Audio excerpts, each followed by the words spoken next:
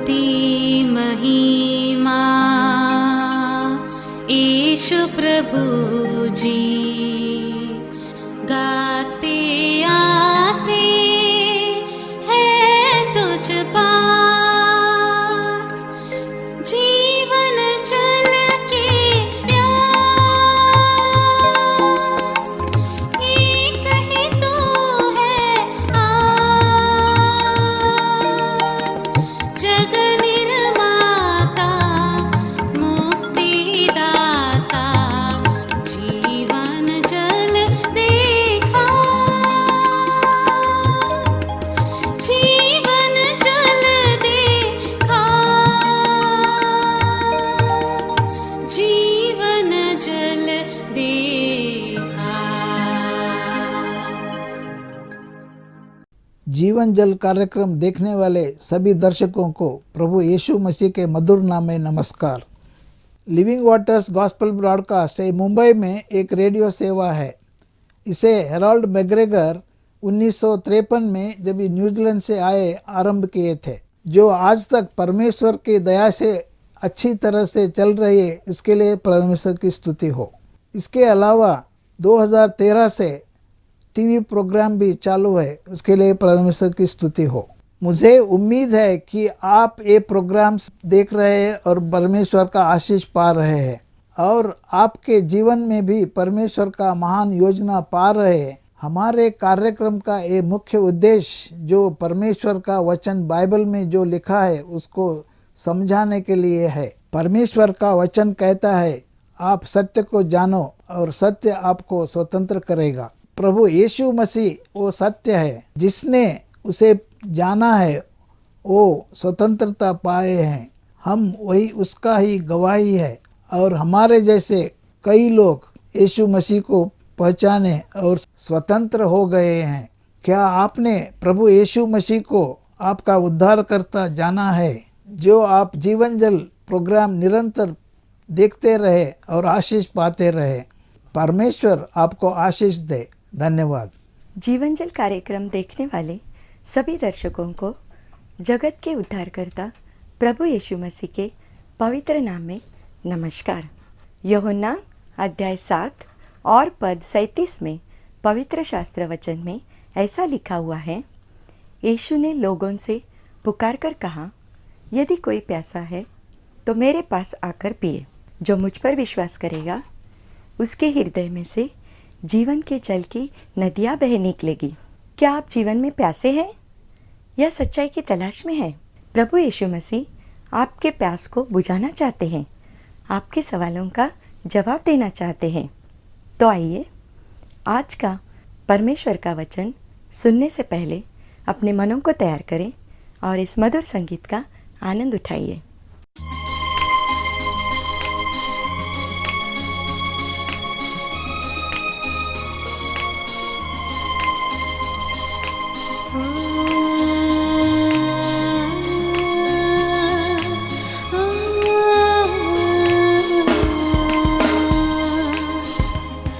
आँखें हमारी खोलिए प्रभु जी,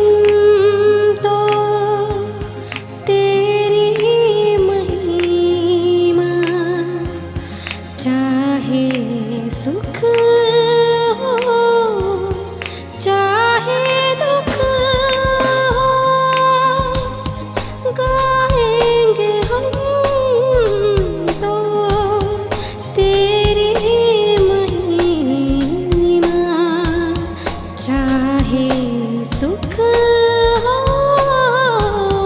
चाहे दुख हो, प्यारे प्रभु जी तू ही खुदा है। प्यारे प्रभु जी तू ही खुदा है। जाने तुझे दुनिया सारी, आंखें हमारी खोलिए प्रभु जी, तेरे दर्शन को हम निहारे, आंखें हमारी।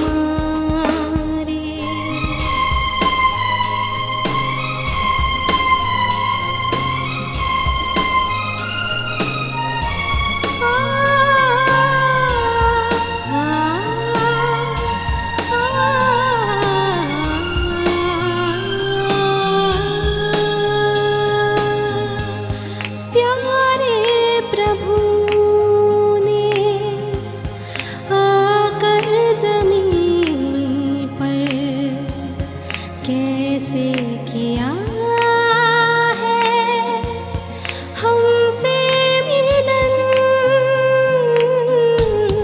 प्यारे प्रभु ने आकर जमीन पर कैसे किया है हमसे मिलन।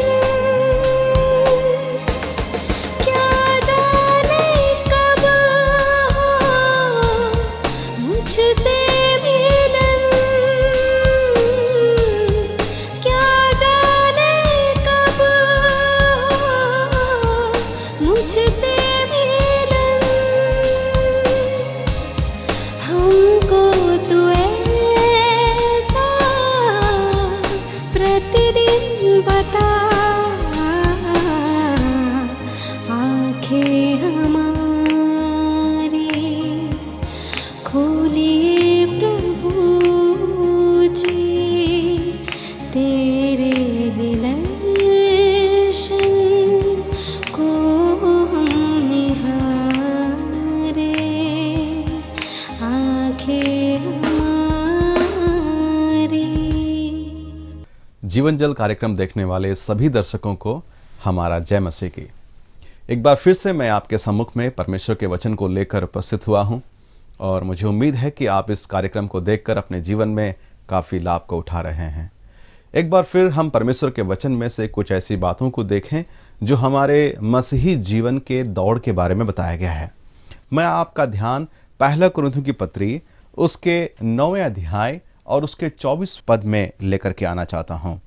क्या तुम नहीं जानते कि दौड़ में तो दौड़ते सब ही हैं, परंतु इनाम एक ही ले जाता है। तुम वैसे दौड़ो कि जीतो। परमेश्वर इस पढ़े जाने वचन पर अपनी आशीष को उंडेले। प्यारे मित्रों, पौलुस मसीही जीवन को एक दौड़ के साथ तुलना करके बता रहा है। पौलुस का कहने के अनुसार एक मसीही, एक व्यक्ति जैसे ही अपने जीवन में यीशु मसीह को अपने जीवन का उद्धारकर्ता और मुक्तिदाता करके ग्रहण कर लेता है और अपने जीवन में वो आगे अपने कदम को बढ़ाता है, तो वह उसके समान है जैसे वो एक दौड़ में शामिल हो गया है। हाँ प्यारे मित्रों, यदि अब तक आपने अपने जीवन में यीशु मसीह को अपने जीवन का उद्धारकर्ता नहीं बनाया है, तो सबसे पहला कदम आपके जीवन में यही है कि आप अपने जीवन में प्रभु को, यीशु मसीह को उद्धारकर्ता के रूप में ग्रहण करें। उसे अपने जीवन का प्रभु बना ले, उसे अपने जीवन का मालिक बना ले। इसके पश्चात आपके जीवन में एक दौड़ आरंभ हो जाता है। दौड़ मतलब हम जानते हैं कि दौड़ने के समय में जब रनिंग रेस होता है, बहुत सारे लोग दौड़ते हैं। आपने देखा होगा बहुत सारे टीवी के कार्यक्रमों में और बहुत सारे ऐसे दौड़ कूद में बहुत सारे लोग एक साथ दौड़ते हैं। जैसे ही सीटी बजती है, हजारों की संख्या में या सैकड़ों की संख्या में लोग दौड़ते हैं जब लंबी रेस की कोई दौड़ होती है। लेकिन यदि आप देखेंगे तो ये दौड़ते तो हैं काफी बड़ी संख्या में, लेकिन धीरे धीरे कम होता जाता है यह संख्या। कुछ देर के बाद कुछ लोग धीरे धीरे थक जाते हैं और वहीं ठहर जाते हैं। कुछ लोग और अधिक दौड़ते हैं, थोड़ी ज़्यादा मेहनत करते हैं, लेकिन फिर भी उनका पैर थक जाता है या ये वो हताश हो जाते हैं या निराश हो जाते हैं और वो वहीं पर रुक जाते हैं। लेकिन एक व्यक्ति ऐसा होता है जो दौड़ को पूरा करता है, और ना केवल पूरा करता है परंतु ऐसे दौड़ता है जैसे कि वो इनाम पाता हो। इसके लिए बहुत ज़रूरी है एक बहुत ही धीरज को रखने की, और ना केवल धीरज परंतु एक आत्मविश्वास के साथ, बड़े विश्वास के साथ, भरोसे के साथ दौड़ना उचित है। पौलुस मसीह जीवन की तुलना एक दौड़ के साथ में करता है।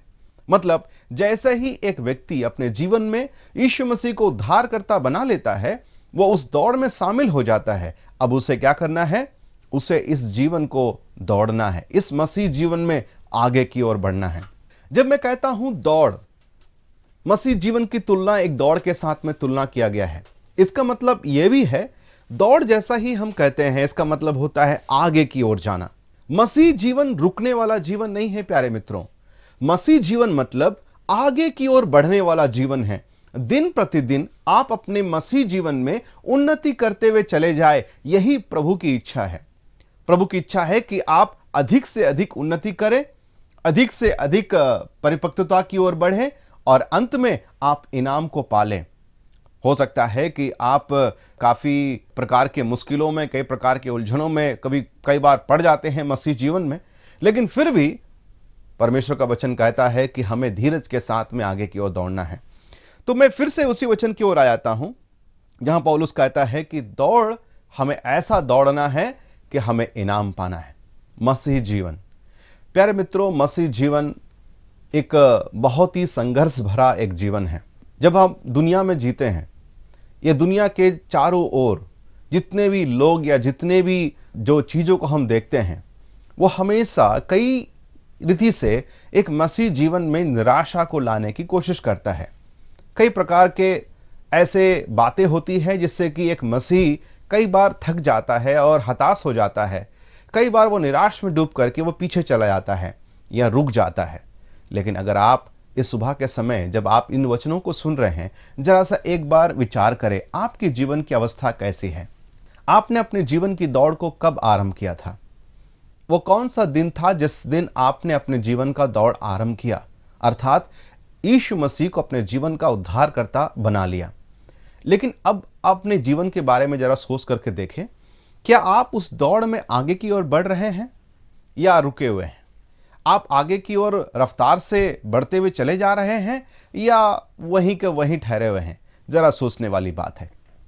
परमेश्वर के वचन में हम अगर कुछ पदों को पढ़ेंगे तो हमें पता चलता है कि पौलुस का कहने का तात्पर्य क्या है।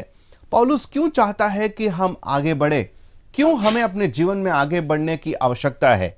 फिलिप्पी की पत्री उसके 3 अध्याय और उसके 12 से लेकर के 15 पद तक यदि मैं पढ़ूं तो उसमें कुछ पौलुस अपने बारे में यूं बताता है।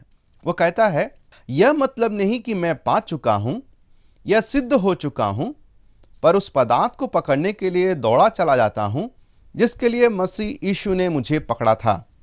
हे भाइयों, मेरी भावना यह नहीं कि मैं पकड़ चुका हूं, परंतु केवल यह एक काम करता हूं कि जो बातें पीछे रह गई हैं उनको भूलकर आगे की बातों की ओर बढ़ता हुआ निशाने की ओर दौड़ा चला जाता हूं, ताकि वो इनाम पाऊं जिसके लिए परमेश्वर ने मुझे मसीह यीशु में ऊपर बुलाया है। पौलुस एक बात और कहता है दौड़ के विषय में। पौलुस कहता है, मैं पीछे वाली बातों को छोड़ता और आगे की ओर दौड़ा चला जा रहा हूं। पीछे की बातों को छोड़ता हुआ मतलब क्या है? कई बार क्या होता है, कई ऐसे मसीह लोगों को मैं भेंट किया हूं, कई बार ऐसी मेरी मुलाकात हुई ऐसे लोगों से जो हमेशा अपने पिछले जिंदगी के बारे में डिंग हाँकते रहते हैं। अर्थात कहते हैं, हम ऐसे थे, हमने ये किया, हमने वो किया, हमारा ऐसा जीवन था, हमने ऐसा किया था। लेकिन आज की अवस्था क्या है? पौलुस के बारे में अगर आप सोचें, पौलुस कहता है, मैं पीछे वाली बातों को मैं छोड़कर आगे की ओर बढ़ा चला जा रहा हूं। पीछे वाली बातों को मैं सोच सोच कर अपने आप को तसल्ली देता नहीं, अपने आप को केवल डिंग हाँकना नहीं, परंतु मैं मसीह में आगे बढ़ता चला जा रहा हूं। आप जरा सोच करके देखें, यदि आपने यीशु मसीह को जीवन में अपने उद्धारकर्ता के रूप में, प्रभु के रूप में माना है और मसीह जीवन में आगे बढ़ा है, हो सकता है कि आपके जीवन के शुरुआती दिनों में आप बहुत ही उत्तेजित और बहुत ही जोश से भरे हुए काम में व्यस्त थे। आप प्रभु के बातों में बहुत आगे रहते थे, बाइबल पढ़ने में, प्रार्थना करने में, सुबह सुबह उठ करके परमेश्वर के वचन के सम्मुख बैठ करके पढ़ते थे और प्रभु के हर बातों में आगे रहते थे। प्रार्थना करने में, प्रभु के बहुत सारे कामों में आपका जीवन सबसे आगे था। लेकिन उन बातों को केवल याद करके अपने आप को तसल्ली देना नहीं, परंतु पौलुस के अनुसार पौलुस कहता है कि हमें आगे के बारे में सोचना है। अर्थात हम पहले वैसे थे, उन बातों को जरा छोड़ दे। आज की अवस्था हमारी कैसी है? क्या आज भी हम उस कार्य में उन्नति करते चले जा रहे हैं पहले के जैसे, या पीछे चले गए हैं? जरा सोचने वाली बात है प्यारों, आज हम इस बात को विचार करें।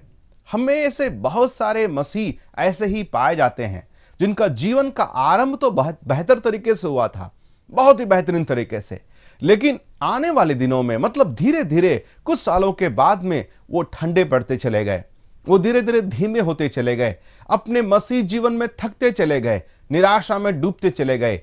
कई कारण हो सकते हैं, कई ऐसी बातें हो सकती हैं जिसके कारण आज उनका जीवन ठहर गया है, वो आगे बढ़ नहीं पा रहे हैं, उनका जीवन को किसी ने रोक लिया है, उनका जीवन किसी उलझन में फंस गया है। और वो कभी भी ऐसी बात नहीं है कि वो दूसरे के ऊपर में इल्जाम लगा सकते हैं। कई बार ऐसा होता है कि हम अपने ही निर्णय के कारण, अपने ही कुछ आदतों के कारण हम अपने मसीह जीवन में पिछड़ जाते हैं। अपनी अवस्था के बारे में जरा सोच करके देखें। पौलुस कहता है कि मैं पीछे वाली बातों को छोड़कर मैं आगे की ओर चला जा रहा हूं। देखिए, एक और पद को जरा से देखें और जाने कि पौलुस के मन में इच्छा क्या है, वो क्यों मसीह जीवन में यूं उन्नति करते चला जाना चाह रहा है। पहला तीमुथियुस की पत्री, उसका पहला अध्याय और उसके 16वें पद में हम एक और बात को हम पौलुस के बारे में पढ़ते हैं। पौलुस कहता है, पर मुझ पर इसलिए दया हुई कि मुझ सबसे बड़े पापी में यीशु मसीह अपनी पूरी सहनशीलता दिखाए कि जो लोग उस पर अनंत जीवन के लिए विश्वास करेंगे उनके लिए मैं एक आदर्श बनूं। अंतिम लाइन को जरा ध्यान से पढ़ें। पहला तीमुथियुस की पत्री, पहला अध्याय और उसका 16वां पद, उसके अंतिम लाइन में क्या लिखा हुआ है? ताकि उनके लिए मैं एक आदर्श बनूं। प्यारे मित्रों, परमेश्वर के मन की यह इच्छा है कि हर एक परमेश्वर का पुत्र या पुत्री दूसरों के लिए एक नमूना का जीवन को बिताने पाए, एक आदर्श बने।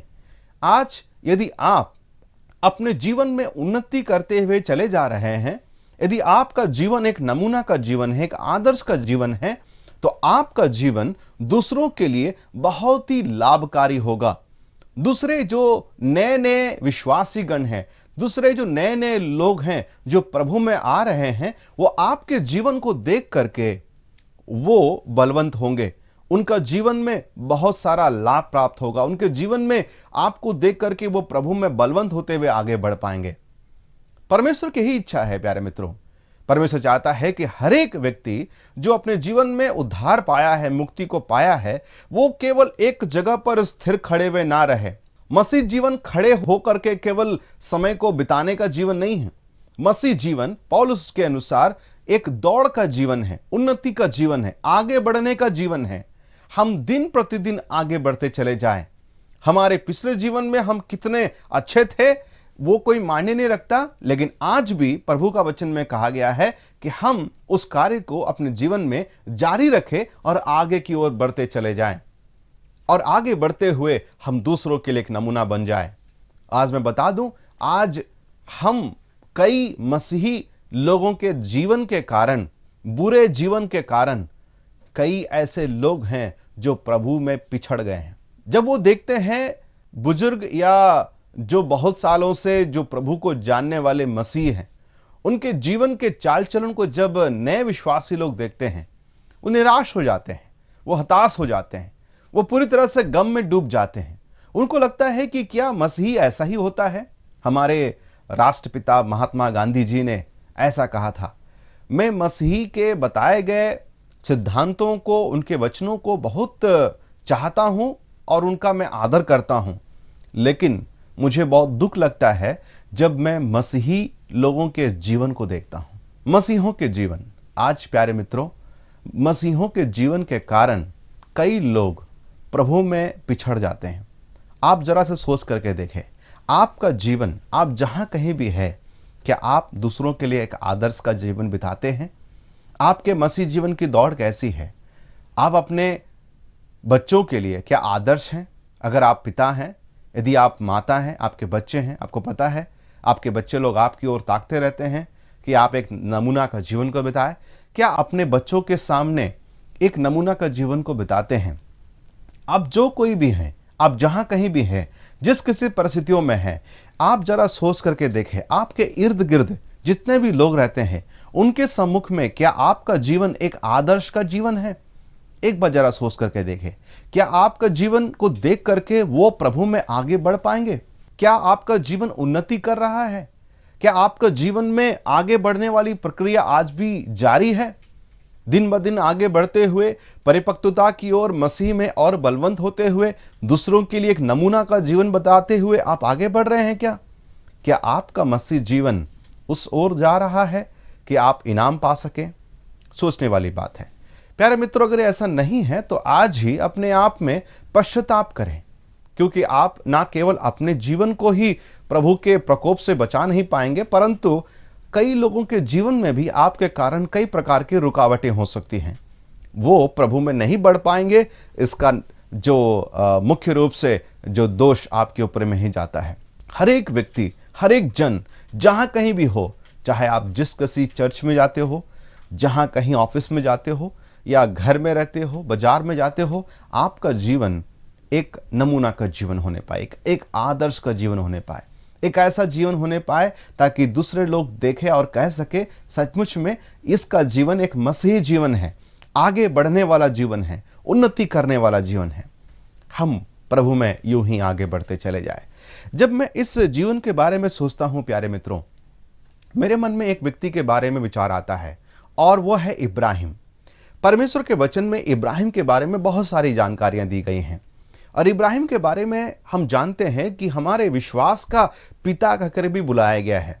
मतलब यदि हम किसी को, विश्वास क्या होता है, एक विश्वासी का जीवन क्या होना चाहिए, एक विश्वासी के जीवन में कैसे वो अपने आप को आगे बढ़ाना है, इन तमाम बातों को सीखने के लिए परमेश्वर के वचन में कई नमूनों को हम देखते हैं।